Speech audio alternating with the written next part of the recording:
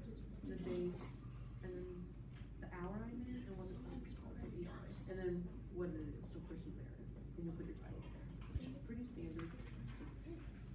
And then we had some dialogue practice, so when you use dialogue in your story,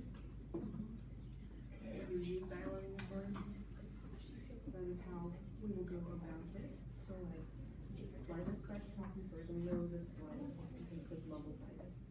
And then Lucy talks, so that means we end it, because a new person is talking. Every time a new person is talking, you go to the next line, and you would end it.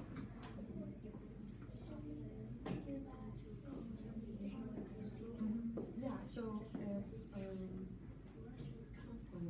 So if you're talking, you would end it, because that's your dialogue now. And then let's say your mom wants to reply to you. You would go to the next line, and you end it there. So that shows us, hey, this is no longer here. And then our characters were just, why we use dialogue, like what dialogue does for us.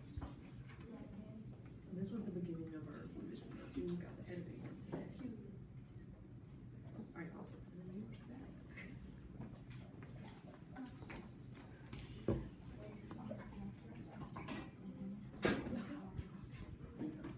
I want him to look very different, because that's how I say it. Yeah.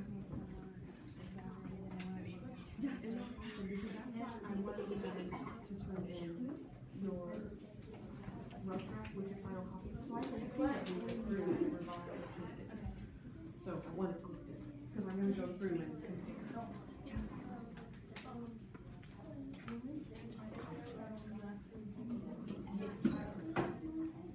Is your rough draft typed, or did you write yourself?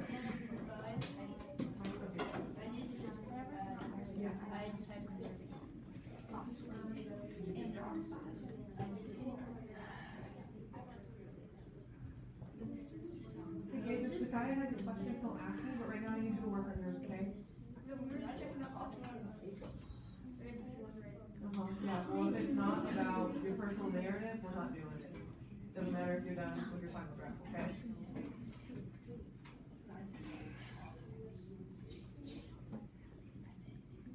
Does it not what you just select this and submit it?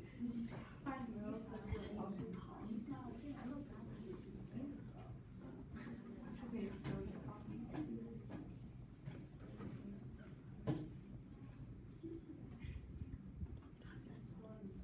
oh, okay, that doesn't, do not wrong.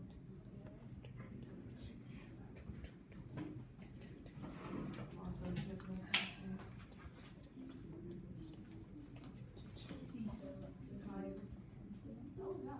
Yeah. Mm-hmm.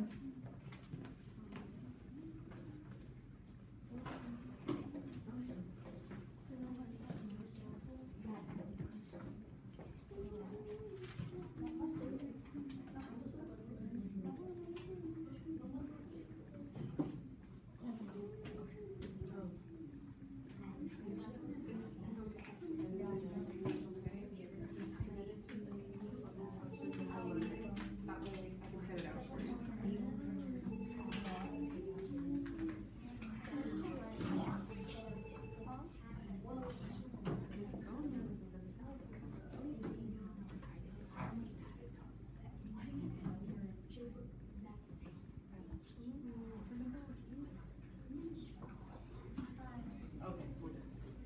Thank you, Becky. Alright, hey Sean, and also remember, hey Sean, grab your clip. Okay. Yeah, grab it over there. We're all still working.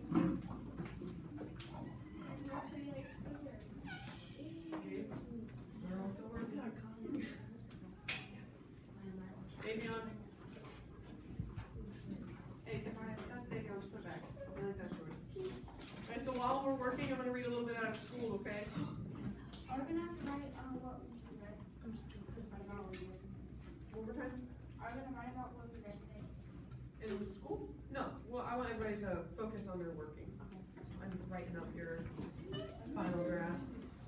And if you're done with your rough draft and you have submitted your rough draft to me, you may go ahead and start revising.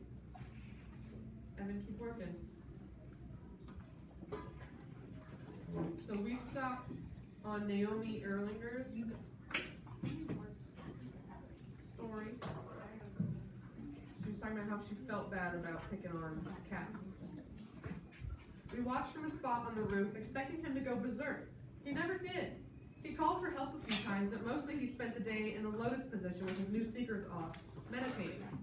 I could sense Zach was a little frustrated that Cap wasn't putting on more of a show. Why isn't he yelling? Or crying? Or at least beating on the windows, begging for rescue? Davion.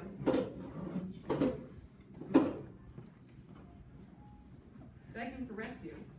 To be honest, I couldn't explain it either. Cap was weird, but that was more to it than that. There was something inside him that nobody else understood, something mysterious and strong. Not muscle strong or fighting strong, a kind of strength that gave him the self-control to meditate instead of falling apart, or to ignore what other people thought and find meaning in a dead bird. I couldn't say that to Zach, of course, so I tried to be supportive. Look on the bright side, I offered from our vantage point on the roof. He didn't go nuts, but he was down there a really long time. Zach was not consoled. Yeah, we were up here a really long time. What's the point of pranking someone if the prank's on you as much as on him? He had a point.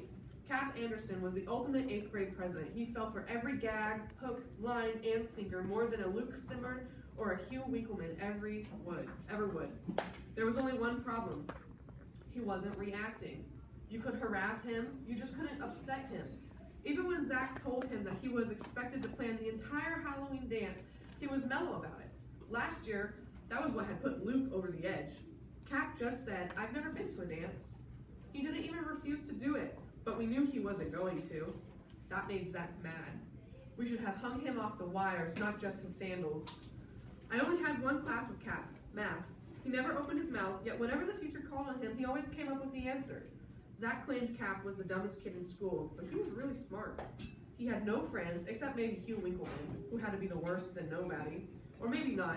Those two ate lunch together every single day. It looked like Hugh did most of the talking, but that made sense. Cap was new, and surely he had questions about everything that was happening to him. He had no way of knowing that the person he was using as a guide was an even bigger outcast than he was. So he's friends with Winkleman. Big surprise, Zach sneered. Nobody normal would ever hang out with him. The stuff he does, what kid in a million years would want to do that with him? He had a point. Meditation wasn't big in middle school. When Cap wasn't in the lotus position in front of his locker, he was usually in the music room strumming a guitar and singing to himself. It was always 60s music too. I recognized the Beatles and some of the folksier stuff you hear on the classic rock stations. And every morning he was out in the schoolyard performing these slow-motion dance-like martial art moves. Zach called it hippie ballet, but I thought it was kind of graceful and athletic. I asked Cap about it.